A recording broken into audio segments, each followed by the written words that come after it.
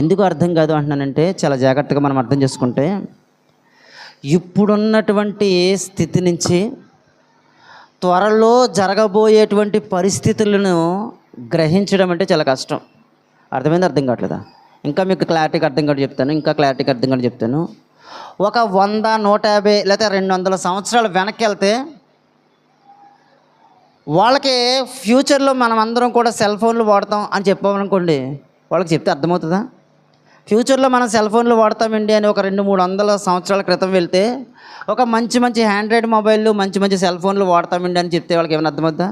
వాళ్ళకి అర్థం కావాలంటే ఏం చేయాలంటే కొన్ని ఆనవాళ్ళు చెప్పాలి.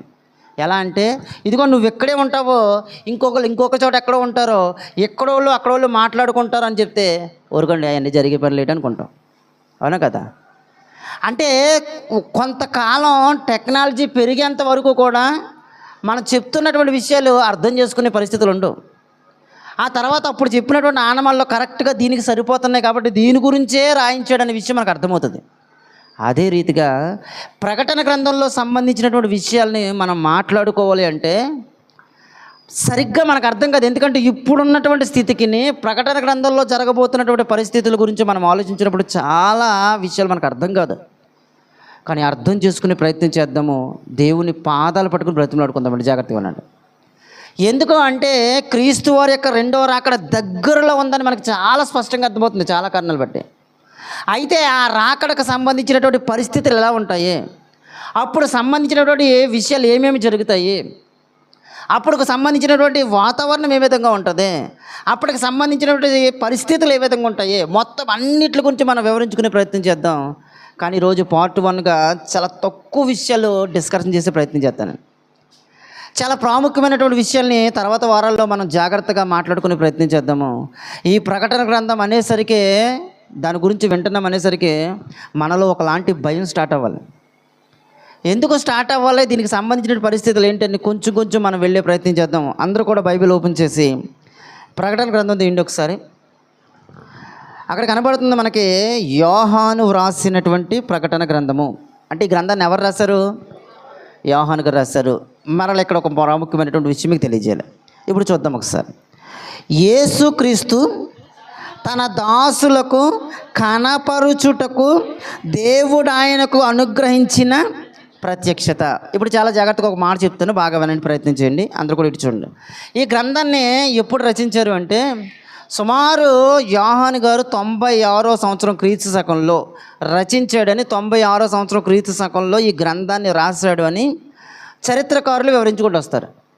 అయితే ఇశ్రాయేలీలందరూ కూడా ఐగుప్తు దేశంలో నుంచి కనాను దేశానికి వెళ్ళిన తర్వాత రాజ్య పరిపాలన విస్తరించిన తర్వాత, చాలా జాగ్రత్తగా రాజ్య పరిపాలన విస్తరించిన తర్వాత వీళ్ళు రాచరికంలోనూ అద్భుతంగా వీళ్ళ జీవితం కొనసాగుతున్నటువంటి తర్వాత కొన్ని రోజుల తర్వాత ఏమైంది అంటే వీళ్ళు బబులోను చెరలోకి వెళ్ళిపోయారు. మనకు తెలుసు, బబులోని చెరలోకి వెళ్ళిపోయిన తర్వాత అక్కడ ఇంచుమించు 70 సంవత్సరాలు వీళ్ళు అక్కడ జీవించారు. ఈ 70 సంవత్సరాలు జీవించినటువంటి కాలంలో సుమారు ఎక్కువ మంది ఏమైపోయారంటే హిబ్రూ భాష మర్చిపోయారండి. బాగా అర్థం చేసుకోండి. హిబ్రూ భాష మాట్లాడేది ప్రారంభం నుంచి కూడా యూదులు వీళ్ళందరూ కూడా ఏ భాష మాట్లాడేవారు అంటే హిబ్రూ భాష మాట్లాడేవారు. హిబ్రూ భాషలో ఇంచుమించు 70 సంవత్సరాలు బబులోన్లో ఉండిపోయిన తర్వాత ఆ హిబ్రూ భాష చాలామంది మర్చిపోయారు. కాబట్టి ఇప్పుడు వీళ్ళకి కావాల్సింది ఏంటంటే తోరా కావాలి. తోరా అంటే ధర్మశాస్త్రం చదవాలి. ఇప్పుడు వీళ్ళకి ధర్మశాస్త్రం చదవాలంటే వీళ్ళకి ఇందులో చాలామందికి ఆ భాష రావట్లేదు, హిబ్రూ భాష. మరి ఏ భాష వచ్చిందంటే అప్పటికి బబులోను చెరలో ఉన్న తర్వాత వాళ్ళు మాట్లాడే భాష ఏంటంటే అరబ్బు భాష. అరబ్బు భాష వచ్చేసింది వీళ్ళకి. కానీ అరబ్బు భాష వచ్చింది కానీ వీళ్ళకి ఏ భాష మర్చిపోయారు అంటే హిబ్రూ భాష మర్చిపోయారు. ఇప్పుడు మరి వీళ్ళకి అందరికీ కూడా తోరా అన్న తనకన్నా అంటే ధర్మశాస్త్రం సంబంధించినటువంటి గ్రంథం కావాలంటే వీళ్ళకి ఇప్పుడు మరొక భాషలోనికి దీన్ని తర్జుమా చేయవలసినటువంటి అవసరం ఏర్పడింది. అప్పటి వరకు కూడా బైబిల్ గ్రంథం ఎలా ఉండేదంటే, ధర్మశాస్త్రం ఎలా ఉండేదంటే, ఈ తోరా అనే 5 ఖండాలు ఉన్నాయి కదా, ఈ 5 ఖండాలు కూడా ఎలా ఉండేవి అంటే మొత్తం కలిపే ఉండేవి. మోషే గారు రాసినటువంటి తోరా మొత్తం అంతా కలిపే ఉండేది. 5 ఖండాలు కూడా కలిపే ఉండేవి, 5 ఖండాలు కూడా. ఆ తర్వాత ఏమైంది అంటే వీళ్ళు ఎప్పుడైతే అరబ్బు భాషలోనికి దీన్ని తర్జుమా చేసి ట్రాన్స్లేషన్ చేసే ప్రయత్నం చేశారో అప్పుడు పుస్తకాలుగా విడదీసే ప్రయత్నం చేశారండి వీళ్ళు. ఒక్కొక్కటి పుస్తకాలుగా విడదీసే ప్రయత్నం చేశారు. ఇలా పుస్తకాలుగా విడదీసే ప్రయత్నం చేసినప్పుడు ఈ పుస్తకాలకు పేర్లు పెట్టాలి. ఇప్పుడు ఆ పేర్లు ఎలా పెట్టాలి అని ఆలోచించినప్పుడు వీళ్ళకి ఏం చేశారంటే ప్రతి పుస్తకాన్ని విడదీసినప్పుడు ఫస్ట్ కనపడుతున్నటువంటి అక్షరాలు ఏవైతే ఉన్నాయో వాటి పేరు మీద పుస్తకాలు రాసేవారండి. దీన్ని ఏమంటారంటే సెప్టువజెంట్ అంటారు. సెప్టువజెంట్ దాని ప్రకారంగా ఏం చేశారంటే 70 మంది రబ్బీల చేత ఒక గ్రంథం రచించబడింది. దాన్ని ఏమంటారంటే సెప్టువజెంట్ గ్రంథం అంటారు. ఈ సెప్టువజెంట్ గ్రంథం ప్రకారంగా వీళ్ళందరూ కూడా వీటికి పేర్లు పెట్టాలి. ఈ 70 మంది కూర్చుని ఆ పేర్లు పెట్టే ప్రక్రియలో వీళ్ళు ఏం చేశారంటే ప్రతి పుస్తకానికి స్టార్టింగ్లో ఉన్నటువంటి అక్షరాలని ఆధారం చేసుకుని పేర్లు పెడతాం స్టార్ట్ చేశారు. ఉదాహరణకి మీకు ఇంకా అర్థం కావడం చెప్తాను. మనకి ఆదికాండం అనే పేరు ఉంది. ఆదికాండం మొదటి వచ్చిన ఏ మాట ఉంటుంది? ఆది అందు అని ఉంది. ఆ ఆది అనే 2 అక్షరాలను తీసుకుని దానికి పేరు పెట్టడం స్టార్ట్ చేశారు. ఇది ఆది కాండము అని పెట్టడం స్టార్ట్ చేశారు. ఇలా పుస్తకాలన్నింటికి అలాగే పేర్లు పెట్టారు. కానీ అన్నీ ఇప్పుడు అలాగ ఉన్నాయంటే అలా లేవండి. తర్వాత మరలా ఏం చేసిందంటే గ్రీకు భాషలోనికి తర్జుమా చేయబడిన తర్వాత ఆ తర్వాత కొన్ని పుస్తకాలకు పేర్లు మార్చడం జరిగింది ఉన్నటువంటి పరిస్థితిని బట్టి. ఇప్పుడు ఇదంతా కూడా ఎందుకు చెప్తున్నానంటే ప్రకటన గ్రంథం ప్రారంభ పేరు ప్రకటన గ్రంథం కాదండి. అసలు ప్రకటన గ్రంథం ప్రారంభ పేరు వేరే పేరు ఉండేది. ఆ వేరే పేరుని తర్వాత కాలాలలో ఏం చేశారంటే దాన్ని ప్రకటనగా మార్చారు. కానీ అంతకు ముందున్నటువంటి పేరు ఏంటంటే ఇప్పుడు మనం చదువుతున్నాం చూడండి ఒకసారి. యేసుక్రీస్తు తన దాసులకు కనపరచుటకు దేవుడాయనకు అనుగ్రహించిన ప్రత్యక్షత.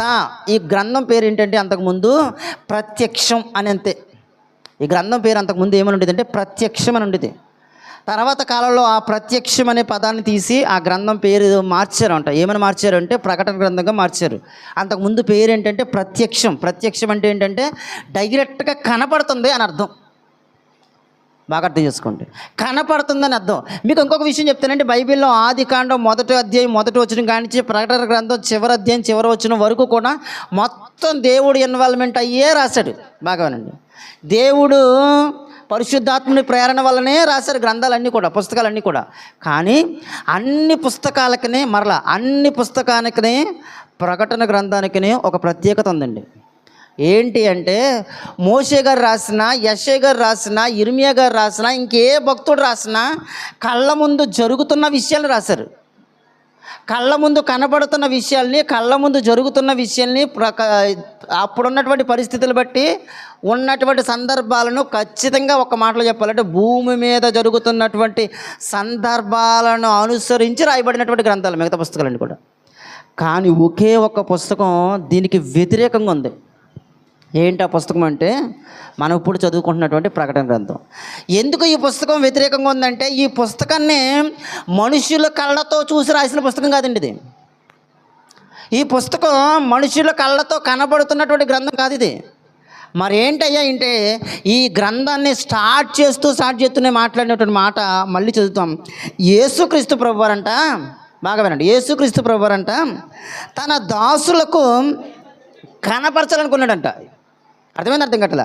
యేసుక్రీస్తు ప్రభువారు ఏం చేయాలనుకున్నారంటే తన దాసులకు కనపరచాలనుకున్నారు. తన దాసులు అంటే ఎవరు అంటే ఇంకెవరు, మనమే, దేవుని పిల్లలమైనటువంటి మనందరికీ కూడా బాగా వినండి, మనందరికీ కూడా ఆ పరలోకంలో ఏం జరగబోతుందో, పరలోకంలో పరిస్థితులు ఎలా ఉండబోతున్నాయో, రెండో రాకల్లో ఏం జరగబోతుందో అసలు ఆ పరిస్థితులన్నింటినీ కూడా తెలియజేయాలని అనుకున్నాడంట. అద్భుతం కదండి, నిజంగా ఎంత అద్భుతం చూడండి ఒకసారి. అక్కడ జరిగే సంగతులు నా పిల్లలకు తెలీదు. అక్కడ జరుగుతున్నటువంటి పరిస్థితులు ఎలా ఉంటాయో నా పిల్లలకు తెలీదు. కాబట్టి వీళ్ళకి అందరికీ కూడా కళ్ళకు కట్టినట్టుగా జరిగిన వాస్తవాలన్నింటినీ కూడా వివరించాలి. కళ్ళకు కట్టినట్లుగా జరిగిన పరిస్థితులన్నింటినీ కూడా తెలియజేయించాలంటే ఏం చేయాలంటే ఇక్కడ జరుగుతున్నటువంటి విషయాల్ని ఎవరు చూడలేనప్పుడు ఎవరు రాస్తారు? కాబట్టి దీని గురించి పూర్తిగా తెలిసినటువంటి నేనే చెప్పాలి, నేనే చూపించాలి.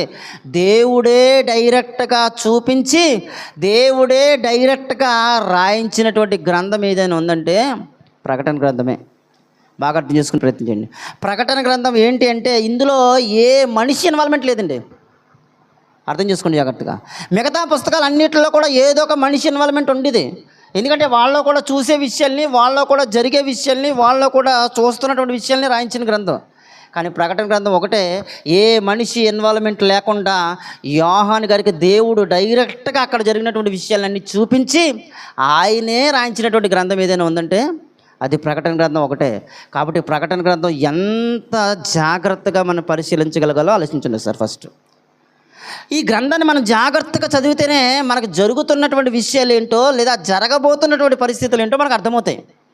వీటన్నిటిని తెలుసుకునే ప్రయత్నం చేద్దాం. ఈరోజు కేవలం ఇంట్రడక్షన్ గురించి మాత్రమే తెలియజేస్తాను. తర్వాత వారాల నుంచి మిగతా విషయాల్లోనికి వెళ్దాం. జాగ్రత్తగా చూద్దాం ఒకసారి. ఈ సంగతులు త్వరలో సంభవింపనై ఉన్నవి. మర్చిపోకండి పాయింట్. ప్రకటన గ్రంథం ఏంటయ్యా అంటే, ప్రకటన గ్రంథంలో సంగతులన్నీ కూడా త్వరలో సంభవించబోతున్నాయి. ప్రకటన గ్రంథంలో పరిస్థితులన్నీ కూడా త్వరలో జరగబోతున్నాయి.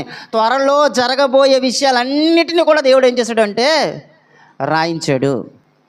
ప్రకటన గ్రంథంలో విషయాలన్నింటినీ కూడా త్వరలో జరగబోతున్న సంగతులు రాయించాడంట. ఏం రాయించాడో, ఏం జరుగుతుందో చూసే ప్రయత్నం చేద్దాం. ఆయన తన దూత ద్వారా వర్తమానం పంపి తన దాసుడైన యోహానుకు వాటిని సూచించెను. అతడు దేవుని వాక్యమును గూర్చి, బాగా వినండి, అతడు దేవుని వాక్యమును గూర్చి, యేసుక్రీస్తు సాక్ష్యమును గూర్చి తాను చూచినంత మట్టుకు సాక్ష్యం ఇచ్చాడండి. ఈ యోహాను గారు ఏం చేస్తున్నారు అంటే, పరలోక దర్శనం ఈయన కనబడుతుంది. ఆ దర్శనంలో ఏం జరుగుతుంది అంటే, వాక్యాన్ని గురించి, యేసుక్రీస్తు ప్రభువారి గురించి ఏదైతే చూశాడో మొత్తం రాశాడంట. ఏం చూశాడో మన కళ్ళకి దేవుడు చూపించే ప్రయత్నం చేశాడు. ఎంత అద్భుతమండి, నిజంగా ఎంత అద్భుతమో. ఆ జరుగుతున్నటువంటి పరిస్థితులన్నింటిని కూడా చాలా అద్భుతంగా సూచించే ప్రయత్నం చేశాడు దేవుడు మనకి. వాటిని జాగ్రత్తగా పరిశీలించే ప్రయత్నం చేద్దాం. 3వ వచనం అందరూ కూడా చూడండి. 3వ వచనం, సమయము సమీపించింది. సమయం వచ్చేసింది, సమయం దగ్గర పడిపోయింది, సమయం సమీపించి ఉన్నది గనుక ఈ ప్రవచన వాక్యములు చదువువాడు. ప్రవచనం అంటే జరగబోయే విషయం. ఇదిగో సమయం సమీపించేసింది. జరగబోయే విషయాల్ని ఎవరైతే చదువుతున్నారో చదువువాడును వాటిని విని ఇందులో వ్రాయబడిన సంగతులు గైకొని వారును ధన్యులు. ఇప్పుడు చెప్తున్నాను చూడండి, మీరందరూ కూడా ధన్యులు. ఈ మెసేజ్ వింటున్నటువంటి మీరందరూ కూడా ధన్యులు. ఈ మెసేజ్ వినలేని వాళ్ళు ఖచ్చితంగా బైబిల్ చెప్తుంది ధన్యులు కాదు అని.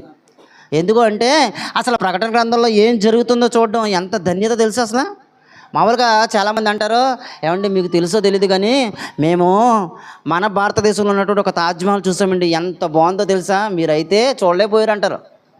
అర్థం చేసుకోండి చాలా జాగ్రత్తగా. అయ్యో బాబు, తాజ్మహల్ డైరెక్ట్గా చూసారంటే ఎంత బాగుంటుంది అనుకుంటాం. ఆఫ్టర్ ఆల్ భూమి మీద ఉన్నటువంటి ఒక మనిషి సృష్టించిన లేదా మనిషి నిర్మించిన దాన్ని చూసినప్పుడే మనిషి అయ్యో బాబు అని ఆశ్చర్యపోతుంటే, అదేముందండి, డబ్బులు ఉంటే ఎవడైనా చూడొచ్చు, పెద్ద విషయం ఏముంది అందులో. కానీ పరలోకంలో జరిగే సందర్భాలన్నీ కూడా ఎవరు పడితే వాళ్ళు చూడలేరు, ఎవరు పడితే వాళ్ళు వినలేరు, ఎవరు పడితే వాళ్ళు తెలుసుకోలేరు. కానీ దేవుడు ఎంత అద్భుతమైన మాట చెప్పాడంటే, వింటున్నటువంటి మీరు, చదువుతున్నటువంటి మీరు, ఈ మాటలు వింటున్నటువంటి మీరు ధన్యులు. ప్రకటన గ్రంథంలో జరగబోతున్న సంగతులన్నీ తెలుసుకుంటున్నటువంటి మీరు ధన్యులు. ఎంత గొప్ప ధన్యత దేవుడు మనలాంటి వాళ్ళకు అనుగ్రహించినందుకు నిజంగా మనం ఎంత ధన్యులమయ్యా అనిపిస్తూ ఉంటుంది.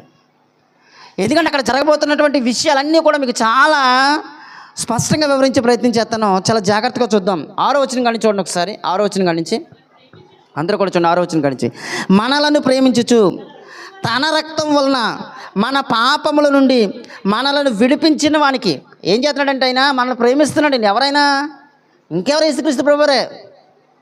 బాగా వినండి ఒకసారి. యేసుక్రీస్తు ప్రభువారు మనల్ని ప్రేమించుచు తన రక్తం వల్ల మన పాపములను విడిపించాడు. ఇది ఎప్పుడో జరిగిందయ్యా అంటే, ఇది భూమి మీద జరిగిన సందర్భం చెప్తున్నాడు. భూమి మీద జరిగిన సందర్భం ఏంటంటే, మనల్ని ప్రేమించాడు, మన కోసం తన రక్తాన్ని చిందించాడు. అలాంటి దేవాతి దేవునికి మహిమ, ఘనత, ప్రభావములు యుగ యుగములు కలుగునుగాక. మహిమ, ఘనత, ప్రభావములు యుగ యుగములు కలుగునుగాక. గట్టిగా చెప్పండి అమ్మా, ఆమేన్, ఆమేన్. ఎందుకు సంఘాల్లో ఈ మాట చెప్తారంటే, దేవునికి మహిమ కలుగును గాక అనే మాట ఎందుకు చెప్తారంటే, బైబిల్లో రాయబడిన మాటలు అయ్యి.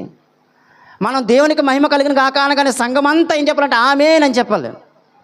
దేవునికి ఘనత కలుగును గాక అనగానే సంఘమంతా ఆమేన్ అని చెప్పాలి. అవును, మేము కూడా అదే కోరుకుంటున్నాం. దేవునికి మహిమ రావాలి, దేవునికి ఘనత రావాలి. మనం సైలెంట్గా ఉన్నామంటే అది మనకు నచ్చలేదని అర్థం. అందుకే ఎప్పుడు కూడా సంఘంలో మనం ఈ పదం మర్చిపోకుండా దేవునికి మహిమ కలిగిన గాక అనే దానికి వెంటనే ఆమేన్ అని చెప్పాలి. ఎందుకంటే మనం కోరుకోవాలి అది ఎప్పుడు కూడా. దేవుడు ఎప్పుడు కూడా మహిమ చెందేవాడే, కానీ అందులో మనం పాలిభాగస్తం అయ్యి ఉండాలి. ఇప్పుడు చదువుతాం, జాగ్రత్తగా చూడండి ఒకసారి. ఆయన మనలను తన తండ్రి యగు దేవునికి ఒక రాజ్యముగాను యాజకులుగాను చేసే ప్రయత్నం చేస్తున్నాడు. నీకు అర్థం కావట్లేదు, మనకు అర్థం కావట్లేదు ఈ విషయం. అసలు ఆయన ఉద్దేశం ఏంటో ఫస్ట్ చెప్తున్నాడు. మొదటి అధ్యాయం ఆయన ఉద్దేశం ఏంటో. ఆయన ఉద్దేశం ఏంటంట, దేవుడికి తండ్రికి యేసుక్రీస్తు ప్రభువారు ఎలా ఉండాలని కోరుకుంటున్నాడంటే మనం ఒక రాజ్యంగా కావాలని కోరుకుంటున్నాడండి ఆయన. దేవునికి మనం ఎలా ఉండాలని కోరుకుంటున్నాడంటే మీరు ఒక యాజకులుగా ఉండాలని కోరుకుంటున్నాడంట. దేవునికి యాజకులుగాను దేవునికి ఒక రాజ్యంగాను ఉండాలని దేవుడు మనల్ని ఏర్పరచుకున్నాడండి. ఆయన రక్తాన్ని ఇచ్చి ఆయన మన కోసం ప్రాణాలు ఇచ్చి ఎందుకు చేస్తున్నాడంటే మనలందరినీ కూడా ఒక రాజ్యంగా ఏర్పాటు చేయాలి, మనమందరం దేవునికి యాజకులుగా చేయాలి, మనమందరం కూడా దేవుని ఎదుట ఉండాలని కోరుకుంటున్నాడు ఆయన. అయితే ఈ మొదటి అధ్యాయం అంతా కూడా యేసుక్రీస్తు ప్రభువారు ఎలా ఉన్నాడో మనకు చూపిస్తున్నాడు. మనం యేసుక్రీస్తు ప్రభువారి యొక్క సినిమా ఏది చూసినా సరే అందులో మనకి యేసుక్రీస్తు ప్రభువారు ఎలా ఉన్నారో మనకు కొన్ని ఆధారాలు ఉన్నాయి. ఆయన వస్త్రాలు ఎలా ఉన్నాయో, ఆయన విధానాలు ఎలా ఉన్నాయో కొన్ని ఆధారాలు ఉన్నాయి మనకి. వాటిని బట్టి యేసుక్రీస్తు ప్రభువారు ఎలా ఉండేవారని మనకు ఒక అంచనా ఉంది. కానీ పరలోకంలో యేసుక్రీస్తు ప్రభువారు ఎలా ఉన్నారో మనకు తెలియాలి. మొదటి అధ్యాయం అంతా పరలోకంలో యేసుక్రీస్తు ప్రభువారు ఎలా ఉన్నారో తెలియజేసే ప్రయత్నం చేస్తుంది. ఈరోజు అదొక్కటే చెప్పి నేను ముగించేస్తానండి. యేసుక్రీస్తు ప్రభువారు ఎలా ఉన్నారో అంతే. దేవుని మహాకృపను బట్టి ఇప్పుడున్నటువంటి టెక్నాలజీలో దేవుని మహాకృపను బట్టి చాలా అద్భుతమైన విషయం ఏంటంటే టెక్నాలజీ వచ్చిన తర్వాత చాలా సింపుల్ అయిపోయింది అంతా కూడా. టెక్నాలజీ వచ్చిన తర్వాత ఎంత సింపుల్ అయిపోయిందంటే రాత్రికాల సమయంలోనే ఇవన్నీ కూడా అదే అంతకుముందు నుంచి చదువుకుంటూ ఇవన్నిటి కూడా యేసుక్రీస్తు ప్రభువారు ఎలా ఉంటారో అని ఒక సెర్చ్ చేసే ప్రయత్నం చేస్తే ఏకంగా ఫోటోలతో పాటు ఇచ్చేసింది. ఎంత అద్భుతంగా ఉందో నిజంగానే. ఫోటోలతో పాటు ఇచ్చేసింది. నువ్వు అనుకున్నటువంటి లక్షణాలతో ప్రభువారు ఎలా ఉంటారో ఇదిగో ఫోటోలతో పాటు ఇచ్చేసిందని చెప్పింది. ఈరోజు ఆ ఫోటోలు కూడా మీకు చూపించే ప్రయత్నం చేస్తాను, చాలా జాగ్రత్తగా చూద్దామండి. ఆ లక్షణాలు ఏంటో, ప్రభువారు ఎలా ఉన్నారు మనకు తెలిసినటువంటి ప్రభువారు ఎలా ఉన్నారంటే 2 చేతులు ఇలా చాపుకొని చేతుల్లో మేకులు కొట్టించుకొని ఇదిగో ఇలా కనపడుతున్నారు మనకి. ఇలాగే ఉన్నారా పరలోకంలో అంటే పరలోకంలో ఇలా లేరు. మరి పరలోకంలో ఆయన ఎలా ఉన్నాడో చూసే ప్రయత్నం చేద్దాము. ఒక్కొక్కటి ఆలోచించుకుంటూ ఒక్కొక్క విషయాన్ని జాగ్రత్తగా పరిశీలించుకుంటూ ముందు కొనసాగుదాం. చూద్దాం ఒకసారి 7వ వచనం చదువుదాం, అందరూ కూడా చూడండి ఒకసారి. 7వ వచనం, ఇదిగో ఆయన మేఘారూఢుడై వచ్చుచున్నాడంట. ఎలా వస్తున్నాడంట ఆయన వచ్చేటప్పుడు ఆయన వాహనం ఏంటి? అర్థం కాదు. ఆయన వచ్చేటప్పుడు ఆయన వాహనం ఏంటి? ఒకసారి ఇక్కడే చేయబెట్టండి. ఒకసారి ఇంకో మాటకి దగ్గరికి వెళ్దాము. అపోస్తుల కార్యంలో మొదటి అధ్యాయంలోకి వెళ్దాం. మళ్ళీ వచ్చేద్దాం ఇక్కడికి. అపోస్తుల కార్యంలో మొదటి అధ్యాయము 9వ వచనం చదవండి ఒకసారి. అపోస్తుల కార్యంలో మొదటి అధ్యాయము 9వ వచనం, ఈ మాటలు చెప్పి వారు చూచుచుండగా ఆయన ఆరోహణం అయిపోయాడు. ఎప్పుడంటే యేసుక్రీస్తు ప్రభువారు చనిపోయి తిరిగి లేపబడి 40 రోజులు భూమి మీద ఉన్నటువంటి మనుషులకు కనబడి 40 రోజుల తర్వాత ఆయన పరలోకానికి పయనమై వెళ్ళిపోతున్నారు. ఆయన ఆ పయనమై వెళ్ళిపోతున్నప్పుడు సందర్భం అది ఆరోహణమై వెళ్ళిపోయాడంట. అప్పుడు వారి కన్నులకు కనబడకుండా ఒక మేఘం ఆయన్ని కొనిపోయింది. ఆయన్ని భూమి నుంచి తీసుకెళ్ళిన వాహనం ఏంటి చెప్పండి ఒకసారి. ఆయన్ని భూమి నుంచి తీసుకెళ్ళిన వాహనం మేఘమే. ఆయన తిరిగి భూమి మీదకి తీసుకొచ్చే వాహనం ఏంటి చెప్పండి ఒకసారి. ఎప్పుడప్పుడు బయటికి వెళ్ళి మేఘాలు చూసినప్పుడు పైకి చూసినప్పుడు వర్షం వచ్చేస్తుందేమో అనుకోకండి. మేఘాల వల్ల వర్షాలు వస్తాయనే విషయం అందరికీ తెలుసు. ఒకరోజు అదే మేఘం మీద నా ప్రభువారు రాబోతున్నారు అని ఆ మేఘాలు చూసినప్పుడు మనకు అర్థం కావాలి. ఇదిగో ఈ మేఘాల మించి నా ప్రభువారు వెళ్ళాడు, మరలా అదే మేఘాల మించి ఒకరోజు వస్తాడో నేను చూస్తాను. ఎంత బాగుందో తెలుసా. ఇంకొక మాట ముందుకెళ్ళి మీకు ఒక విషయం చెప్పేతను. ఏంటంటే అది మనల్ని నీతిగా బ్రతికి దేవుని కోసం యథార్థంగా బ్రతికి నీతిగా బ్రతికి మనల్ని కూడా తీసుకుని వెళ్ళేవేంటో తెలుసా? మేఘాలే. ఆ మేఘాల మీదే మనం కూడా వెళ్ళబోతున్నాం. పరలోకానికి మనం కూడా వెళ్ళబోయే వాహనం ఏంటంటే మేఘాలే. ఎంత అద్భుతంగా ఉందో చూడండి. ఈ మాట చదువుదాం. మేఘం ఆయన కొనిపోయాను. 10వ వచనం, ఆయన వెళ్ళుచుండగా వారు ఆకాశం వైపు తేరి చూచుచుండిరి.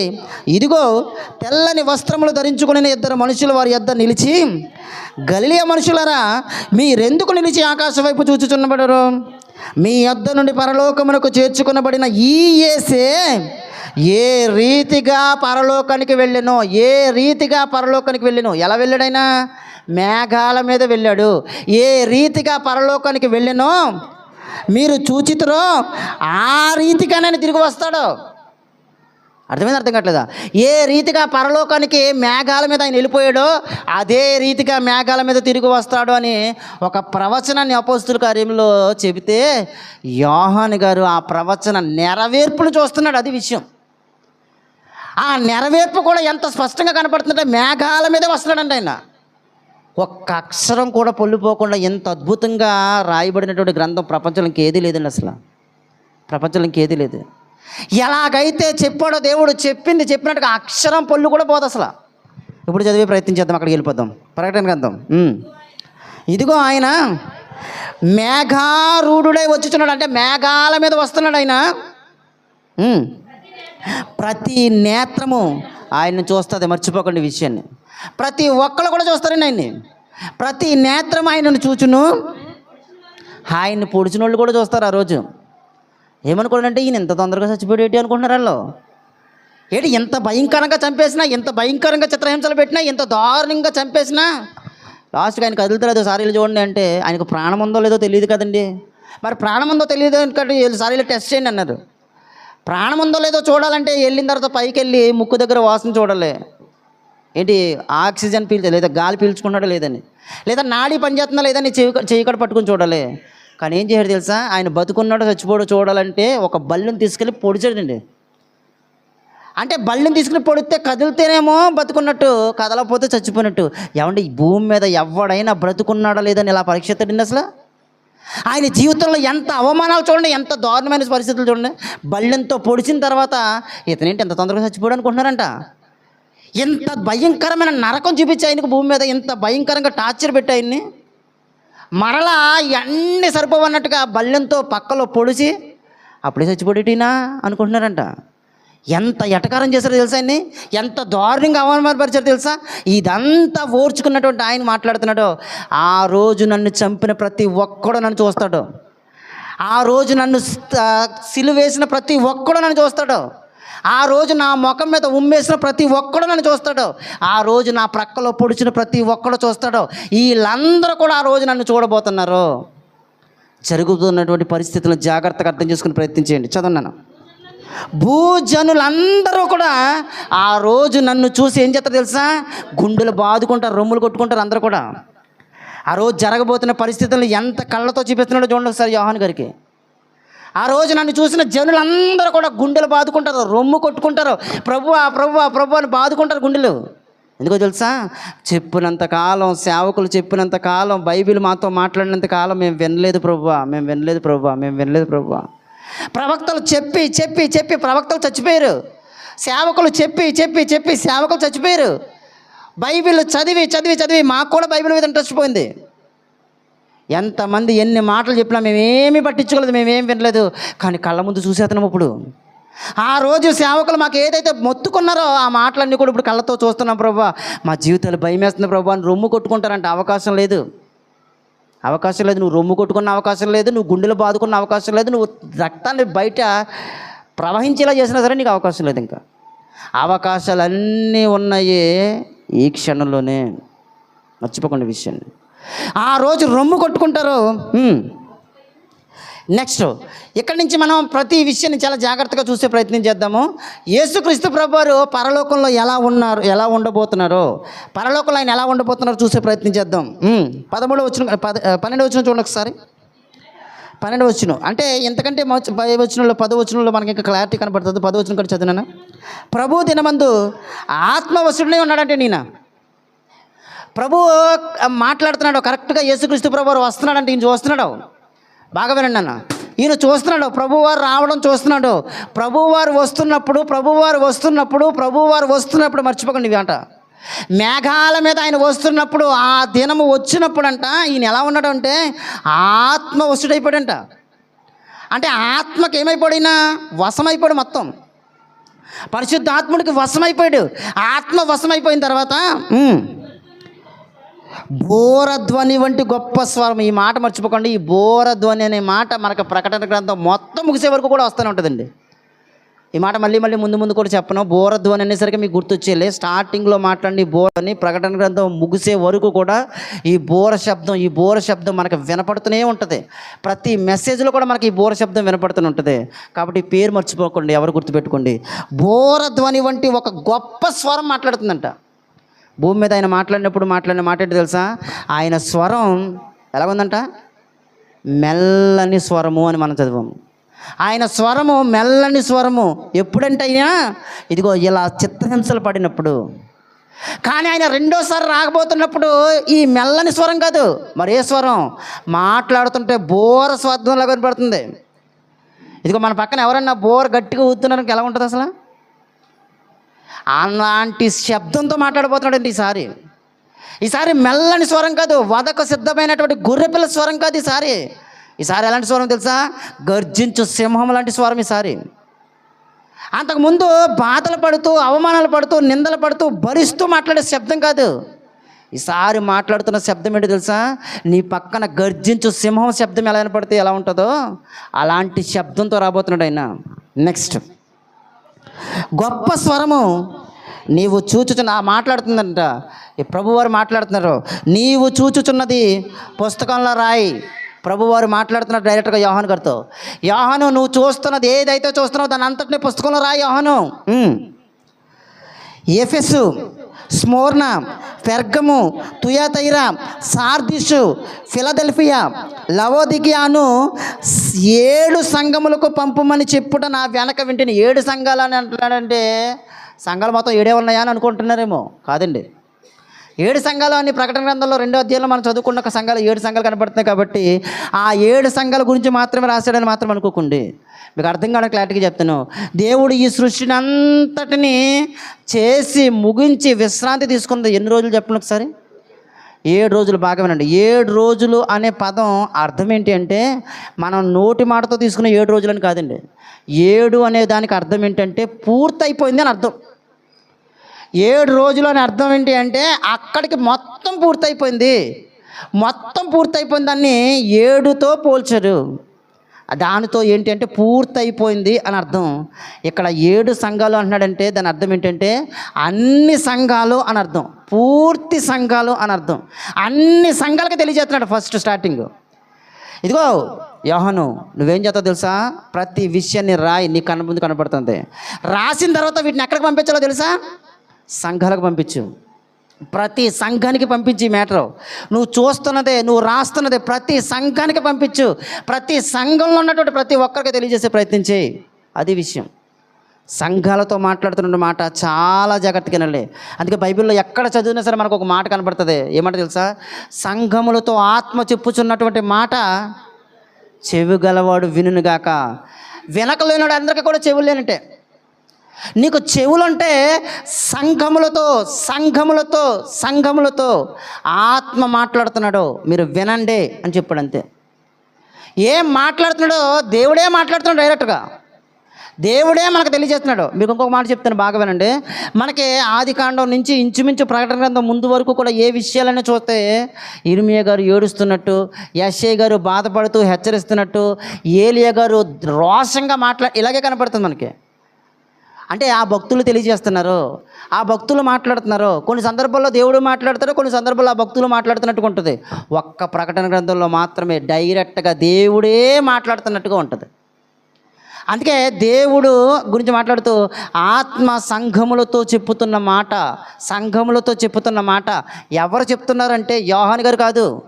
ఎవరు చెప్తున్నారంటే అపోస్తులు కాదు. ఎవరు చెప్తున్నారంటే భక్తులు కాదు. ఎవరు చెప్తున్నారంటే దేవుడే చెప్తున్నాడు. దేవుడే మాట్లాడుతున్నాడు. ఇప్పుడైనా నువ్వు వినవా? ఎందుకంటే ఆదాము గారు మొదలుకొని యోహాను గారు వరకు నేను మనుషుల చేత చెప్పించాను. కొన్ని సందర్భాల్లో నేను కూడా మాట్లాడాను, కానీ మీరు వినలేదు. అందుకే ఇప్పుడు డైరెక్ట్గా నేనే మాట్లాడుతున్నాను. ఇప్పుడు ఎవరిని మధ్యవర్తిగా పెట్టలేదు, ఎవరి చేత నేను చెప్పించట్లేదు. డైరెక్ట్గా నా స్వరంతో నేనే మాట్లాడుతున్నాను. నువ్వు వింటావా? విను, లేకపోతే నీ ఇష్టం అన్నాడు. అంతే. ఏం చెప్తున్నాడో చూద్దాం. ఉమ్.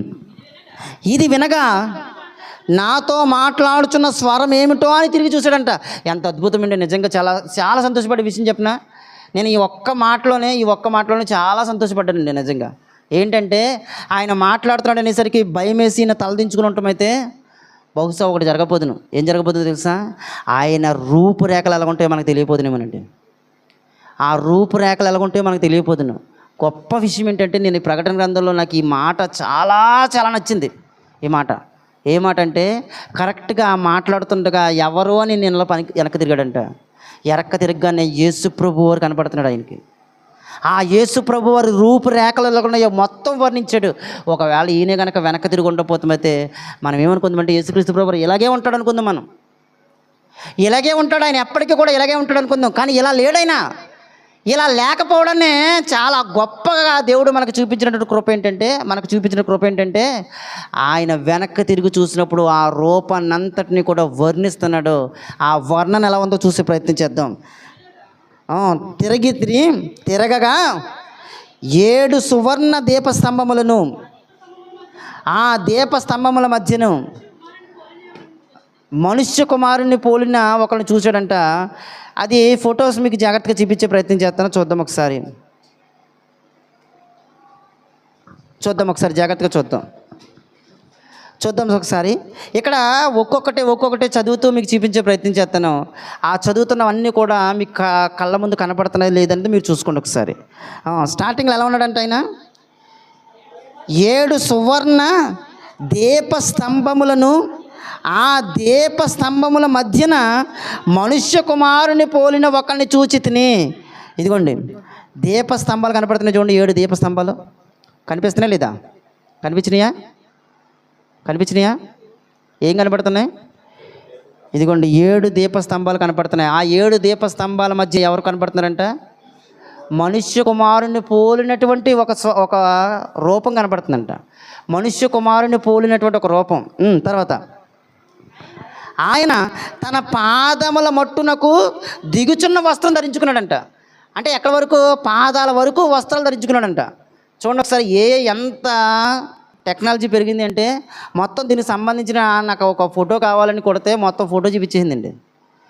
చూడండి ఒకసారి ఎలా ఉందంట. ఆయన పాదాల వరకు ఏముందంట?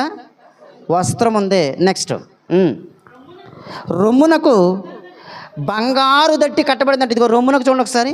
ఏం కట్టబడింది? రొమ్మునకు బంగారు దట్టితో ఉంది రొమ్మునకు.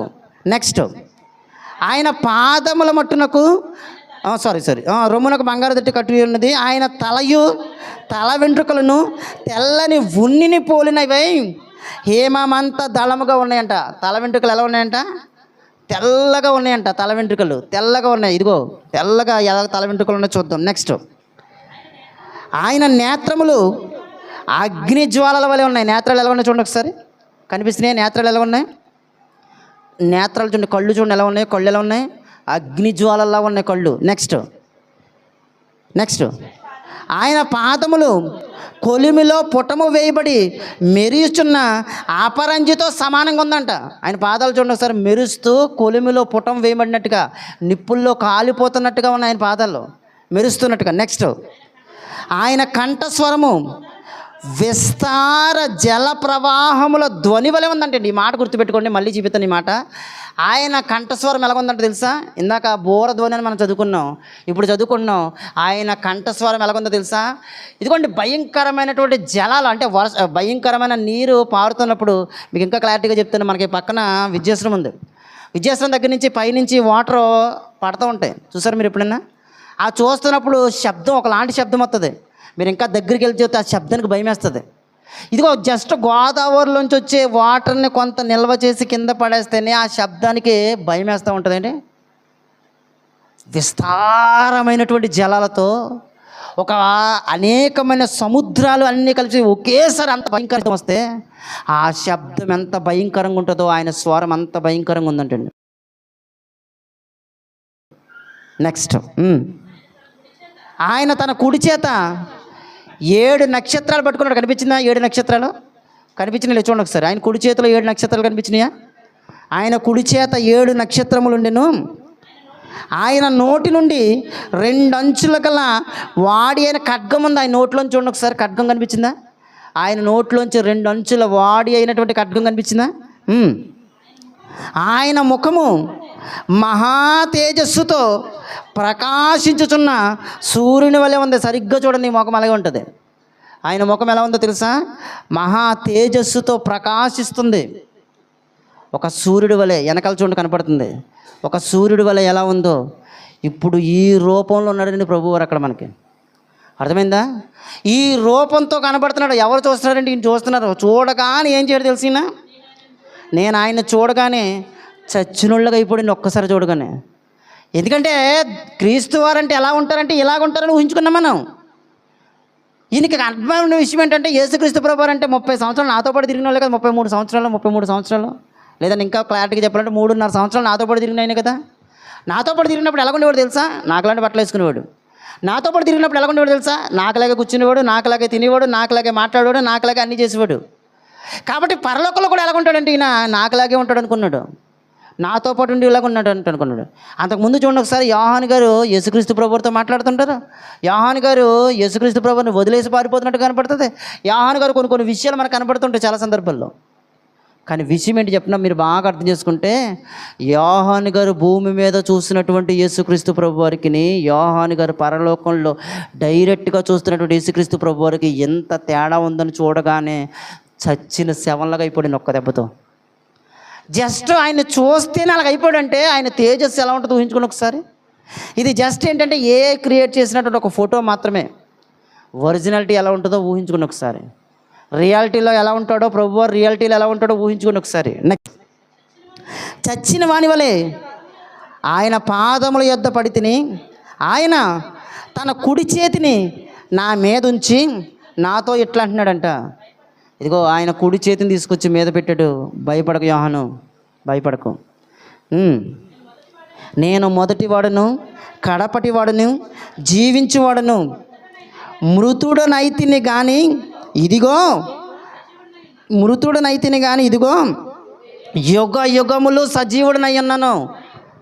మనం ఏమనుకుంటామంటే క్రీస్తువారు చచ్చిపోయారండి అనుకుంటారు చాలామంది.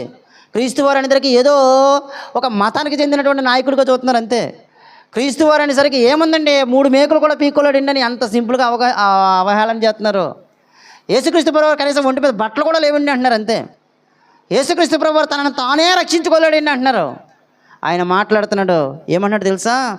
నేను ఆదిలోని ఉన్నాను, నేను అంతములోని ఉన్నాను, జీవించుతూనే ఉన్నాను. భూమి మీద నేను అలా ఉంటేనే మీకు రక్షణ వస్తుంది. ఇప్పుడు నేను రక్షణ అనుగ్రహించే స్థితిలో లేను. మరి ఏ స్థితిలో ఉన్నాను తెలుసా? రక్షింపబడిన వారిని తీసుకెళ్ళడానికనే, రక్షింపబడని వారిని శిక్షించడానికి రాబోతున్నాను. అప్పుడు గొర్రెపిల్లగా ఎందుకు వస్తాను? అర్థం కట్టదు. అప్పుడు గొర్రెపిల్లగా ఎందుకు వస్తాను? ఒక విజువల్ మీ కళ్ళతో మీరు ఊహించుకోండి ఒకసారి. ఒక విజువల్ చెప్తాను. ఒక సింహం, భయంకరమైన ఆకలితో ఉన్నటువంటి సింహం బయటకు వచ్చిందండి. భయంకరమైన ఆకలితో ఉన్నటువంటి సింహం ఎదురుకుండా ఏం కనపడుతున్నాయి అంటే కొన్ని గొర్రె పిల్లలు కనపడుతున్నాయి, లేదా జింక పిల్లలు కనపడుతున్నాయి.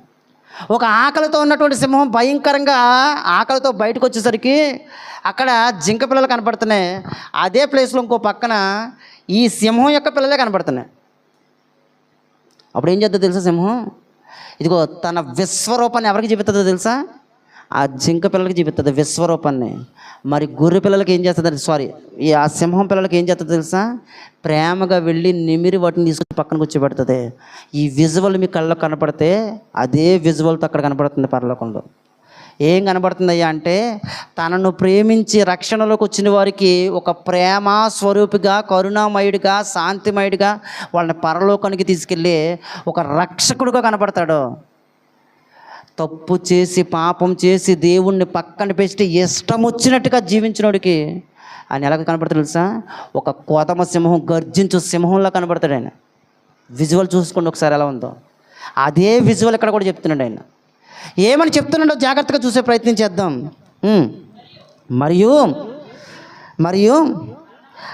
మరణము యొక్కయు పాతాళ లోకము యొక్కయు తాళం చెవులు నా దగ్గర ఉన్నాయి. ఎక్కడున్నాయి అనుకుంటున్నారు? మీరు ఏదో అనుకుంటున్నారు, యేసు ప్రభు అంటే చాలా చిన్నగా చూస్తున్నారు కదా.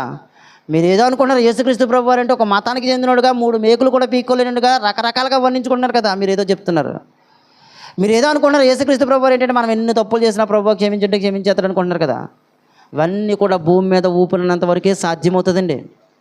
ఒక్కసారి ఊపిరి ఆగిన తర్వాత ఏం జరుగుతుంది అంటే ఒరిజినల్ విజువల్స్ కళ్ళ ముందు కనబడతాయి. కళ్ళ ముందు ఆ ఒరిజినల్ విజువల్స్ కనబడుతుంటాయి. అవన్నీ కూడా కనబడుతుంటాయి మన కళ్ళ ముందు. ఏం కనబడుతుందయ్యా అంటే మరణము యొక్క తాళం చెవులు, పాతాళలోకం యొక్క తాళం చెవులు నా దగ్గర ఉన్నాయి. నేనే నా ఇష్టానుసారంగా నా చిత్తానుసారంగా పరలోకానికి పంపించగలుగుతాడు, నరకానికి కూడా పంపించగలుగుతాడు.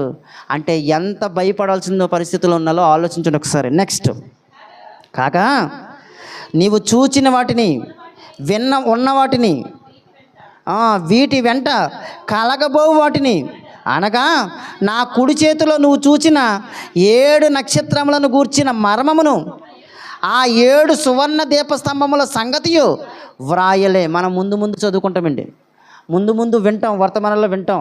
ఆ 7 నక్షత్రాలు ఏంటో, ఆ 7 సువర్ణ దీపాలు ఏంటో, వాటికి సంబంధించినటువంటి విషయాలు ఏంటో ముందు వాక్యాల్లో మెసేజ్ల్లో విందాము. ఇప్పుడు మనకు బాగా అర్థం కావాల్సిన విషయం ఏంటంటే యోహాను గారితో ఈయన ప్రత్యక్షమే కనిపించాడు. జరగబోతున్న వాటన్నిటిని కూడా జాగ్రత్తగా రాయని చెప్పాడు. నెక్స్ట్ ఆ 7 నక్షత్రములు 7 సంఘములకు దూతలు, ఆ 7 దీపస్తంభములు 7 సంఘాలు. ఫైనల్గా విషయం ఏంటంటే సంఘాల గురించే మాట్లాడుతున్నాడు ఆయన. ఎందుకో చెప్తున్నా, స్టార్టింగ్ మనం ఒక వచ్చిన చదువు ఆ మాట మర్చిపోకుండా, మన జీవితంలో ఎప్పటికీ మర్చిపోకూడదు అన్నమాట. ఏంటో మాట చెప్తున్నా, యేసుక్రీస్తు ప్రభువారంట తన రక్తం ఇచ్చి మన ప్రాణాలని కాపాడుకున్నటువంటి ఆయనకి ఘనత మహిమ ప్రభావములు యుగయుగములు కలుగును గాక అని చెబుతూనే ఏమని చెప్పాడు తెలుసా, తన తండ్రి అయినటువంటి దేవుని ఎదుట ఎలా నిలబెట్టాలనుకుంటున్నాడు మనల్ని? ఒక రాజ్యముగాను ఒక యాజకులుగాను నిలబెట్టాలనుకుంటున్నాడు. బాగా వినండి, రాజ్యముగాను యాజకులుగాను నిలబెట్టాలంటే ఆ రాజ్యం ఏంటనుకుంటున్నారు? ఇక్కడ ఉన్నటువంటి ఈ సంఘమే ఆయన రాజ్యం. కాబట్టి ఈ రాజ్యంలో ఎవరు పనికొస్తారో తీసుకుంటున్నాడు ఆయన. ఈ రాజ్యంలో ఎవరు ఉపయోగపడతారో తీసుకుంటున్నాడు. మిగతా వాళ్ళందరినీ వేస్ట్ అని వదిలేస్తున్నాడు. అప్పుడప్పుడు అనిపిస్తుందండి, ఒక పోలీస్ ట్రైనింగ్కి వెళ్ళారనుకోండి, కొన్ని వేల మంది పోలీస్ ట్రైనింగ్కి బయలుదేరుతారు. అందులో ఒక్కొక్కరిని చూస్తూ ఉంటారు పోలీసులు. దీనికి ఎవరు క్వాలిఫై అవుతారు, ఒక్కొక్క దాంట్లో పనికిరాని వాళ్ళందరినీ కూడా పక్కకి వింటేస్తారు. అన్నిటికీ పనికొచ్చిన వాళ్ళు మాత్రమే తీసుకుంటారు, వాళ్ళకు ఉద్యోగాలు ఇస్తారు. సేమ్ అలాంటి స్థితి ఇక్కడ కూడా జరగబోతుంది. ఏం జరగబోతుందంటే క్యారెక్టర్ కాపాడుకోలేని వాళ్ళు, పాపం చేసేవాళ్ళు, పాపంలో జీవించేవాళ్ళు, దేవుణ్ణి అవమానించేవాళ్ళు, దేవుణ్ణి దూషించేవాళ్ళు, వీళ్ళందరినీ కూడా పక్కకింటేస్తున్నారు. వాక్యానుసారంగా దేవుని చిత్తానుసారంగా జీవించే వాళ్ళందరినీ పక్క తీసుకున్నాడు. వీళ్ళతో ఆయన ఏం చేయబోతున్నాడంట? రాజ్యం చేయబోతున్నాడు వీళ్ళతోటి. చాలా జాగ్రత్తగా అర్థం చేసుకోండి. ఇంకొక విషయం ఏంటంటే కొత్త నిబంధనలో ప్రకటన గ్రంథానికి దగ్గరగా పోలికలు ఉన్నటువంటి పాత నిబంధనలో ఒక పుస్తకం ఉందండి. బాగా వినండి. కొత్త నిబంధనలో ప్రకటన గ్రంథానికి సంబంధించినటువంటి దగ్గర పోలికలతో పాత నిబంధనలో ఒక పుస్తకం ఉంది. ఆ పుస్తకం పేరేంటి చెప్పండి ఎవరన్నా? దానియేలు గ్రంథం. దానియేలు గ్రంథంలో దానియేలు గారు కూడా ఈ ప్రవచనం చూశాడు. దానియేలు గారు కూడా ఏం చేశారంటే యేసుక్రీస్తు ప్రభువుని చూశారు. ఆయన వర్ణించినటువంటి వర్ణన ఎలా ఉందో చూద్దాం ఒకసారి. ఆయన వర్ణించినటువంటి వర్ణం ఏంటో ఈరోజు యేసుక్రీస్తు ప్రభువు ఎలా ఉన్నారో చూపించి నేను ముగించే ప్రయత్నం చేస్తాను. చూద్దాం ఒకసారి. దానియేలు గ్రంథము 7వ అధ్యాయము. దానియేలు గ్రంథం 7వ అధ్యాయం. అందరూ కూడా చాలా జాగ్రత్తగా చూడండి ఒకసారి. దానియేలు గ్రంథం 7వ అధ్యాయము 9వ వచనం కాడి నుంచి చూద్దాం ఒకసారి జాగ్రత్తగా. 9వ వచనం కాడి నుంచి. ఇంకా సింహాసనములను వేయట చూస్తుంది. అంటే పరలోకంలో ఈయనేం చూస్తున్నాడు అంటే విజువల్ ఈయనేం చూస్తున్నాడు అంటే సింహాసనాలు కనబడుతున్నాయి ఈయనకి. ఇంకో మీకు మరలా చెప్తున్నాను చూడండి ఒకసారి. యోహాను గారు చూసినటువంటి యేసుక్రీస్తు ప్రభువు విజువల్ ఒకటే, దానియేలు గారు చూస్తున్నటువంటి యేసుక్రీస్తు ప్రభువు విజువల్ ఇంకొకటి. మీకు ఇంకొక ఆయన్ని చూపిస్తాను. యెహెజ్కేలు గారు కూడా చూస్తారు యేసుక్రీస్తు ప్రభువుని. యెహెజ్కేలు గారు విజువల్ ఎలా ఉందో ఈ 3 విజువల్స్ మీకు ఇప్పుడు చూపించే ప్రయత్నం చేస్తాను. చాలా జాగ్రత్తగా ఉండండి. ఈయన ఎలా చూస్తున్నాడంటే దానియేలు గారికి చూస్తుంటే ఎలా కనబడుతున్నారు? సింహాసనాలు కనబడుతున్నాయంట. చాలా సింహాసనాలు కనబడుతున్నాయి. ఇందాక మనం చూసినటువంటి యోహాను గారు సింహాసనమే చూడలేదు. మరి ఎక్కడ చూశాడు? డైరెక్ట్గా నడిచినట్టు చూశాడు. డైరెక్ట్గా నిలబడినట్టు చూశాడు, నిలబడి నడుస్తున్నట్టుగా చూశాడు. అయితే ఈయన ఎక్కడ చూశాడు అంటే సింహాసనం మీద చూశాడు. చాలా చాలా అద్భుతంగా మన అదృష్టవంతులమండి నిజంగా. ఈ ప్రవచన వాక్యములు చదువువాడును వినువాడును ధన్యుడు అని మాట్లాడుతున్నట్టుగానే మనం కూడా భూమి నుంచి పరలోకంలో దేవుడు ఎలా ఉన్నాడో చూసే భాగ్యం వచ్చింది మనకి. ఎలా వచ్చిందంటే భూమి మీద ఆయన చూసే భాగ్యం ఎలా వచ్చిందంటే దానియేలు గారు చూసే విజువల్ ఒకటే. ఆయన ఎక్కడ చూస్తున్నాడంటే సింహాసనం దగ్గర కూర్చున్నప్పుడు చూశాడు. యోహాను గారు చూసినటువంటి విజువల్ ఒకటే. యోహాను గారు ఎప్పుడు చూస్తున్నాడు అంటే ఆయన నిలబడినప్పుడు చూశాడు. యోహాను గారు చూసినటువంటి విజువల్ ఎలా ఉందో మనం ఇందాక చూసాము. ఇప్పుడు ఎవరిని చూద్దామంటే దానియేలు గారు చూసినటువంటి విజువల్ ఎలా ఉందో చూద్దాం. దానియేలు గారు ఎలా చూస్తున్నాడంట, సింహాసనాలతో కూర్చున్నారంట చాలామంది. చాలా సింహాసనాలు కనబడుతున్నాయి. ఈ సింహాసనాలు ఎలా ఉన్నాయో చూద్దాం. ఇంకా సింహాసనములను వేయట చూచితిని, మహావృద్ధుడు అక్కడ ఉండేనంట, కూర్చున్నాడు. మహావృద్ధుడు అక్కడ కూర్చున్నాడంట. ఆయన వస్త్రము హిమము వలె ధవళముగాను, ఆయన తల వెంట్రుకలు శుద్ధమైన గొర్రె బొచ్చు వలె తెల్లగాను ఉండెను. ఆయన సింహాసనము అగ్ని జ్వాలల వలె మండుచుండెను. దాని చక్రములు అగ్ని వలె ఉండెను. అగ్ని వంటి ప్రవాహం ఆయన యొద్ద నుండి ప్రవహించుచుండెను. వేల కొలది ఆయనకు పరిచారకులుండిరి, కోట్ల కొలది మనుష్యులు ఆయన ఎదుట నిలిచిరి. ఇప్పుడు ఈ విజువల్ చూద్దాం, జాగ్రత్తగా చూద్దాం ఒకసారి. ఈ విజువల్ చూసే ప్రయత్నం చేద్దాం. ఇది ఒకసారి చూడండి ఒకసారి. ఇప్పుడు ఆ మాటలు చదవండి. ఇప్పుడు జాగ్రత్తగా చూడండి. 9వ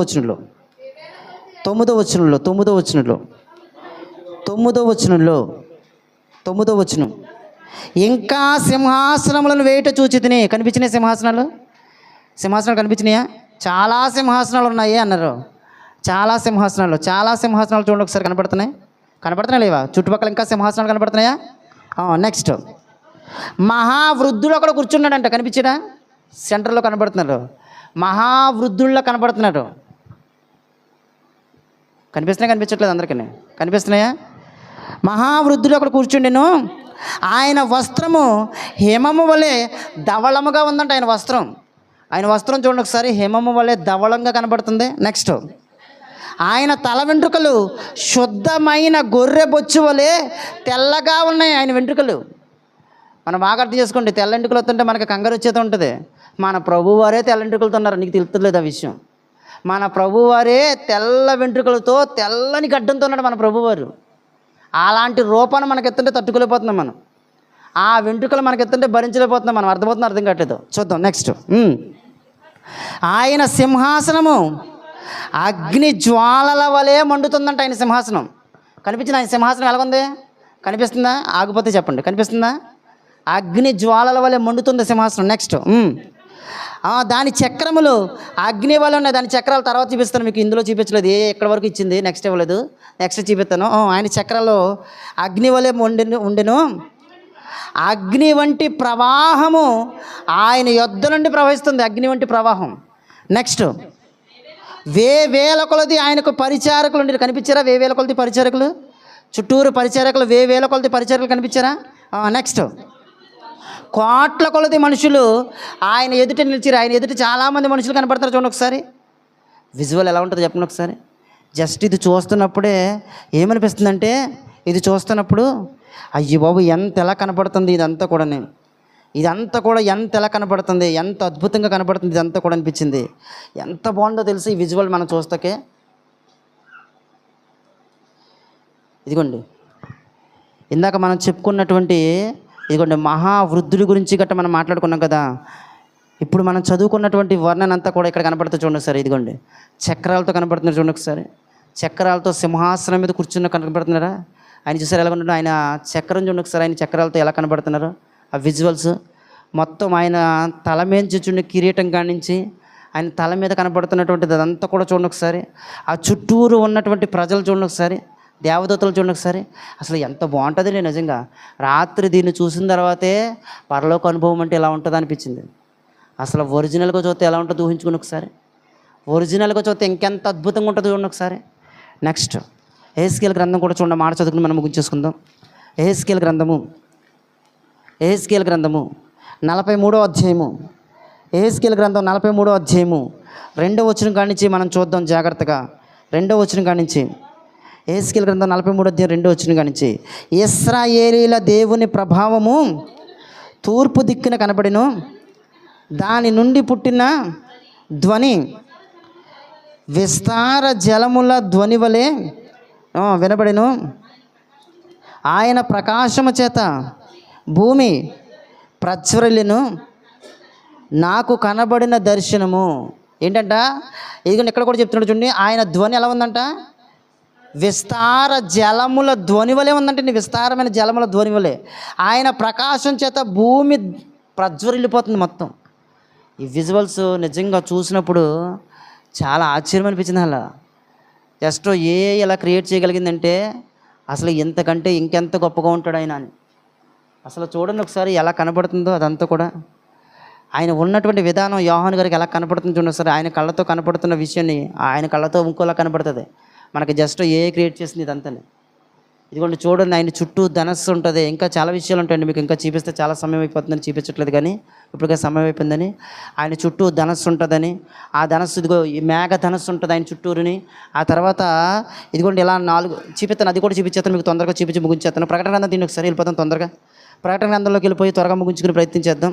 ప్రకటన గ్రంథము 4వ అధ్యాయము, తొందరగా చూడండి ఒకసారి. ప్రకటన గ్రంథం 4వ అధ్యాయము 2వ వచనం కాడి నుంచి చూడండి ఒకసారి. అంటే ప్రకటన గ్రంథం 4వ అధ్యాయం 1వ వచనం కానీ చదవండి ఒకసారి, త్వరగా ముగించుకుందాం. ఈ సంగతులు జరిగిన తర్వాత దేని గురించి చెప్తున్నాడంటే, అంతకు ముందు అధ్యాయంలో సంఘం గురించి చెప్పాడండి. సంఘం గురించి చాలాసార్లు మాట్లాడుకున్నామని సంఘం గురించి డిస్కషన్ చేయట్లేదు. 4వ అధ్యాయం కానీ చెప్తాను ఇక్కడ నుంచి. 4వ అధ్యాయం కూడా లైట్గా ఈరోజు వివరించేసి వచ్చేవారి నుంచి యేసుక్రీస్తు ప్రభు వారి గురించి ఇప్పుడు మనం చూసాం విజువల్స్. ఆ తర్వాత విషయాలన్నీ కూడా మనం మాట్లాడుకుందాం. ఏం జరగబోతున్నాయి ఆ సందర్భాలన్నీ కూడా తర్వాత వారాల్లో మనం మాట్లాడుకుందాం. ఒకసారి ఆ విజువల్స్ కూడా చూసి ప్రయత్నించేద్దాం. ఈ సంగతులు జరిగిన తర్వాత నేను చూడగా అదిగో పరలోకమందు ఒక తలుపు తెరవబడి ఉండెను. మరియు నేను మొదట వినిన స్వరము బోరధ్వని వలె నాతో మాట్లాడగా విన్నాడండి. అప్పుడు జరిగినటువంటి విషయం చెప్తున్నాడు. అప్పుడు చూసిన విజువల్స్ వేరండి. అప్పుడు చూసిన విజువల్స్ ఒకటి ఉంది, ఇప్పుడు చూసిన విజువల్స్ ఇంకోటి కనపడుతుంది. ఇప్పుడేం కనపడుతుందో చూద్దాం జాగ్రత్తగా.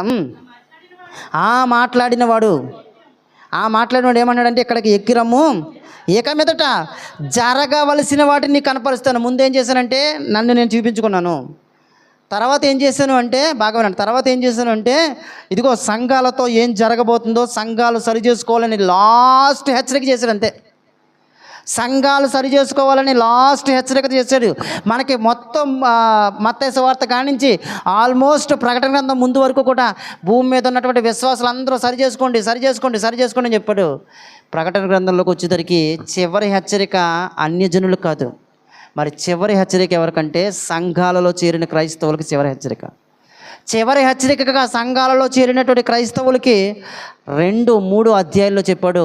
సంఘాలు మీరు జాగ్రత్తగా అనండి, ఇదే లాస్ట్ వార్నింగ్, ఇంకా నేను మళ్ళీ ఏం చెప్పను ఇంకంతే. చివరి హెచ్చరిక చేశాడు. ఇప్పుడు విజువల్ చూపిస్తున్నాడు, చూద్దాం ఒకసారి అది కూడా. ఇక మీద జరగబోవలసిన సంగతులు నీకు చూపిస్తాను. వెంటనే నేను ఆత్మవశుడైతే అదిగో పరలోకమందు ఒక సింహాసనం వేయబడి ఉండెను. సింహాసనమందు ఒకడు ఆసీనుడై ఉండెను. ఇదిగో ఇదే విజువల్. ఇందాక దానియేలు గ్రంథంలో చూపించినటువంటి విజువల్, ఇది విజువల్ ఇంచుమించు ఒకటే కాదు, ఒకటే. దానియేలు గ్రంథంలో కూడా ఆయన ఏమంటాడో, నేను కూర్చుంటాం చూశాను అన్నాడా, సేమ్ ఇది ఇక్కడ కూడా అదే, నేను కూర్చుంటాం చూశాను అన్నాడు. ఎవరు అంటే ఈయన. ఇందాక దానియేలు గారు చూసినప్పుడు ఎలా చూశారు, ఆయన నిలబడి మాట్లాడడం చూశాడు. ఇప్పుడు ఏం చేస్తాడంటే ఈయన కూడా సింహాసనం మీద కూర్చోవడం చూశాడంట. దానియేలు గారు కూడా ఏం చూశారంటే సేమ్ ఇదే సిచ్యువేషను, సింహాసనం మీద కూర్చోవడమే ఆయన కూడా చూశాడు. కానీ ఆయన కొన్ని విషయాలు రాశాడు, మరి యోహాను గారు మిగతా విషయాలన్నీ రాశాడు. ఆయన కొన్ని విషయాలు రాశాడు, మిగతా విషయాలు ఈయన ఏం రాశాడో చూద్దాం ఒకసారి. ఆసీనుడైన వాడు దృష్టికి సూర్యకాంత పద్మరాగములను పోలినవాడు, మరకతము వలె ప్రకాశించు మేఘధనస్సు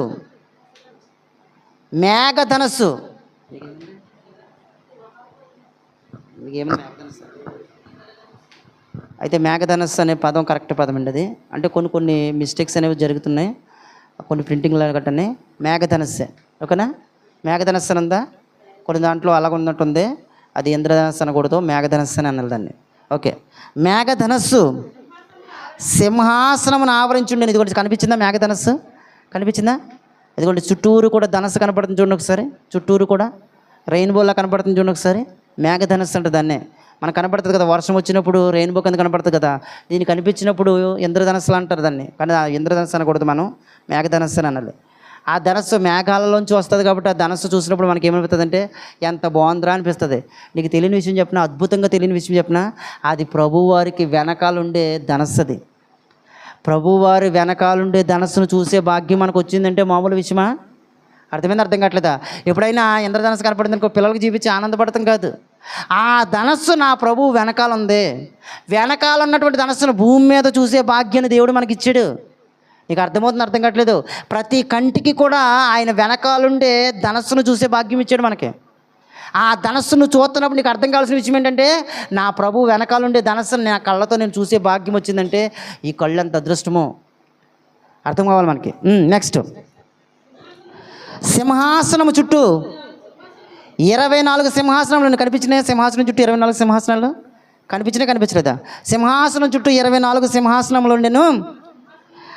ఆ సింహాసనములందు 24 పెద్దలు తెల్లని వస్త్రములు ధరించుకుని తమ తలల మీద సువర్ణ కిరీటములు పెట్టుకున్న వాళ్ళే కూర్చున్నారు. కనిపించిందా? 24 పెద్దలు. ఆ 24 సింహాసనం మీద 24 పెద్దలు కిరీటాలు పెట్టుకొని కూర్చున్నారు. అదే అంటున్నాడు కదా, ఎవరో అపోస్తలుడైన పౌలు గారు. మంచి పోరాటం పోరాటి తిని నా పరుకు కరముట్టించి తిని నీకేంటంటే నా కోసం ఏముందంట? కిరీటం ఉందన్నాడు. ఇక్కడ మనకు కనపడుతున్నటువంటి 24 పెద్దల్లో ఆల్రెడీ ఒక పెద్ద ఎవరు మనకు తెలిసిపోయింది. 24లో ఒకరు ఎవరు? పౌలు గారు కొట్టేశారండి ఒక సింహాసనాన్ని. 24 కిరీటాలలో ఒక కిరీటం పౌలు గారిదని మనకు అర్థమైపోయింది. మిగతా 23 కిరీటాలు ఎవరు పొందుకుంటున్నారో మనకు తెలియదేమో, కానీ ఎవరు అనుభవిస్తున్నారో తెలియదు, కానీ ఆ 24 పెద్దల్లో పౌలు గారు ఒకడు ఉన్నారు ఆ కిరీటం ధరించుకుని మనకు అర్థమైపోయింది. చూడండి ఒకసారి. ఏమంటే ఎంత జరగబోయే సంగతులు ఎంత గొప్పగా వివరించిన గ్రంథం ప్రపంచంలో ఏది లేదండి అసలు. ఇన్ని చెప్పినా సరే నువ్వు మారకపోతే కనుక మనకంటే దరిద్రులు ఇంకెవరు లేరు, మనకంటే బాధలు పడే వాళ్ళు ఇంకెవరు లేరు, మనకంటే బాధలు ఇబ్బందులు పడే వాళ్ళు ఇంకెవరు లేరు. జాగ్రత్తగా చూడండి సార్. 24 పెద్దలు ఆ సింహాసనం మీద ఆసీనులండిరి. నెక్స్ట్, ఆ సింహాసనముల నుండి మెరుపులను, ధ్వనులను, ఉరుములను బయలుదేరుచున్నాయి. కనిపించినాయా? ఆ సింహాసనం నుంచి ఇదిగోండి పైన చూడండి ఒకసారి. మెరుపులు, ధ్వనులు, ఉరుములు కనపడుతున్నాయి బయట నుంచి. సింహాసనం వెనకాల కనపడుతున్నాయి చూడండి, మెరుపులు కట్టనే. నెక్స్ట్, మరియు ఆ సింహాసనం ఎదుట 7 దీపములు ప్రజ్వలించుచున్నాయి. ఇదిగోండి కనపడుతున్నాయి చూడండి, 7 దీపాలు కనపడుతున్నాయా? ఇదిగోండి కనపడుతున్నాయి 7 దీపాలు. ఇదిగోండి ఇవి లైట్లుగా వెలుగుతున్నాయి కదా 7 దీపాలు. 7 దీపాలు ఆయన సింహాసనం దగ్గర ఉన్నాయంట, 7 దీపాలు. నెక్స్ట్, అవి దేవుని 7 ఆత్మలు. మరియు సింహాసనం ఎదుట స్ఫటికమును పోలిన గాజు వంటి సముద్రం ఉన్నట్టు ఉండెను. కనిపించిందా? ఆయన సింహాసనం ఎదుట స్ఫటికమును పోలిన గాజు వంటి సింహాసనం. ఇదిగోండి సముద్రం కనిపించింది ఒకసారి. ఇదిగో ఈ కింద ఉంది కదా, ఆయన సింహాసనం కింద అంటే స్ఫటికం వంటి గాజు వంటి సముద్రం లాంటిది కనపడుతుందా? కనిపించిందా? నెక్స్ట్, ఆ సింహాసనమునకు మధ్యను, సింహాసనము చుట్టూను, ముందు వెనక కన్నులతో నిండిన 4 జీవులు కనపడుతున్నాయి. చూడండి ఒకసారి. ముందు వెనక సింహాసనం చుట్టూ కన్నులతో ఉన్నటువంటి 4 జీవులు కనపడుతున్నాయి. ఈ జీవుల గురించి చెప్తున్నాడు చూడండి ఒకసారి. ఈ జీవులు ఎలా ఉన్నాయంట? మొదటి జీవి సింహం వంటిది. కనిపించిందా? మొదటి జీవి ఇందులో కనిపించిందా? మొదటి జీవి ఎలా ఉందంట? సింహం వంటిదిగా ఉంది. నెక్స్ట్, రెండో జీవి దూడ వంటిది. కనిపించిందా? రెండో జీవి దూడ వంటిది. మొదటి జీవి సింహం వంటిది, రెండో జీవి దూడ వంటిది. నెక్స్ట్, మూడో జీవి మనుష్యుని ముఖము వంటి ముఖము గలది. ఇదిగోండి కనిపించిందా? మూడో జీవి మనుష్యుని ముఖం వంటి ముఖం గలది. ఒకవేళ సరిగ్గా ఇవ్వలేకపోవచ్చేమో, కానీ విజువల్ గురించి చెప్తున్నాం అంతే మీకు. నెక్స్ట్, నాలుగవ జీవి ఎగురుచున్న పక్షిరాజు వంటిది. ఇదిగోండి కనిపిస్తుంది చూడండి, ఎగురుచున్న పక్షిరాజు వంటిది 4వ జీవి. ఆ 4 జీవులలో ప్రతి జీవికి 6 రెక్కలుండెను. అవి చుట్టూను రెక్కల లోపటను కన్నులతో నిండి ఉన్నవి. అవి భూత వర్తమాన భవిష్యత్ కాలములలో ఉండు సర్వాధికారియు దేవుడు నాకు ప్రభువు పరిశుద్ధుడు పరిశుద్ధుడు పరిశుద్ధుడు అని మానక రాత్రి పగళ్ళు చెప్తూనే ఉన్నాయంట నీకు. ఈ 4 జీవులు ఏం చేస్తున్నాయి తెలుసా? రాత్రి పగలు పరిశుద్ధుడు పరిశుద్ధుడు పరిశుద్ధుడు అని దేవునితో మాట్లాడుతూనే ఉంటున్నాయంట. నెక్స్ట్, ఆ సింహాసనమునందు ఆసీనుడైండి యుగ యుగములు జీవించుచున్న వానికి మహిమయు ఘనతయు కృతజ్ఞతాస్తుతులు కలుగునుగాక అని ఆ జీవులు కీర్తిస్తున్నాయంట. ఆ జీవులు ఏం చేస్తున్నాయి తెలుసా? మహిమ ఘనత ప్రభావములు యుగ యుగాలు దేవునికి చెల్లునుగాక అని కృతజ్ఞతలు చెల్లుతున్నాయి. ఇప్పుడు సంఘంలో మనం ఏం చెప్పాలి చెప్పండి ఒకసారి? దేవునికి మహిమ ఘనత ప్రభావములు యుగ యుగములు కలుగునుగాక. దేవునికి మహిమ ఘనత ప్రభావములు యుగ యుగములు కలుగునుగాక. ఖచ్చితంగా చెప్పాలి మనం. ఆయనకి ఆ మహిమ చెల్లలే, ఆ ఘనత చెల్లలే. అది చూసే అవకాశం దేవుడు మన కళ్ళకి ఇచ్చాడు. చూడండి ఒకసారి, ఎంత అద్భుతం చూడండి. క్రీస్తు వారి యొక్క రూపం ఎలా ఉంటుందో మనకు అర్థమైంది ఈరోజు. క్రీస్తు వారి యొక్క పోలికలు ఎలా ఉన్నాయో మనకు అర్థమైంది. క్రీస్తు వారు ఆ సింహాసనం దగ్గర ఎలా ఉన్నారో ఆ విజువల్స్ మనం చూసాము.